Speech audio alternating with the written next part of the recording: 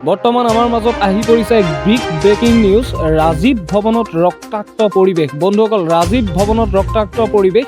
সভাপতি পদৰ প্ৰাৰ্থীক অতি বেয়াকৈ প্ৰহাৰ কৰা হ'ল। প্ৰাৰ্থীগৰাকীৰ নাম হ'ল জিন্স বৰা আৰু সম্প্ৰতি তেখেত গুৱাহাটী মেডিকেল কলেজত চিকিৎসাধীন অৱস্থাত আছে। জানিবলৈ পোৱা মতে মিঠু আহমেদ, নামটো মনত ৰাখিব, মিঠু আহমেদ আৰু প্ৰিন্স নামৰ দুই সদস্যৰ বিৰুদ্ধে এই মাৰপিটৰ অভিযোগ উঠিছে।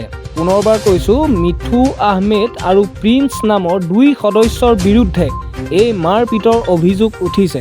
দুটা নাম মন কৰিব, মিঠু আহমেদ আৰু প্ৰিন্স। ভুক্তভোগী জিন্স বৰা আছিল নেশ্যনেল ষ্টুডেণ্টছ ইউনিয়ন অফ ইণ্ডিয়াৰ সভাপতি পদৰ প্ৰাৰ্থী। এই NSUIৰ নিৰ্বাচনক কেন্দ্ৰ কৰিয়েই হিংসাত্মক ঘটনাৰ সৃষ্টি হয় বুলি জানিব পৰা গৈছে। লগতে এই মুহূৰ্তত আৰু এটি গুৰুত্বপূৰ্ণ খবৰ আহিছে যে জিন্স বৰাৰ অৱস্থা কিছু গুৰুতৰ বুলি জানিব পৰা গৈছে। কিয়নো ৰাজীৱ ভৱনৰ বন্ধ কোঠাত বন্দী কৰি মূৰ ফালি পেলালে সেই যুৱকজনে। এতিয়া এটাই প্ৰশ্ন উঠিছে যে ৰাজীৱ ভৱনৰ ভিতৰচোৱাৰ নিৰাপত্তা ব্যৱস্থাৰ এই অৱস্থা নেকি?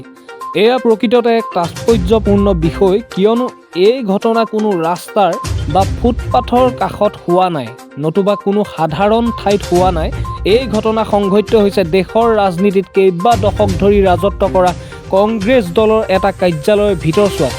এতিয়া এইটো বিষয়ৰ ওপৰত আপোনালোকে কি ক'ব আমাক কমেণ্ট যোগে জনাওক, আৰু অতি শীঘ্ৰেই আমি দেশৰ ৰাজনীতিত চলি থকা বহুতো ক'লা অধ্যায় আপোনালোকৰ মাজলৈ আনিম। ধন্যবাদ।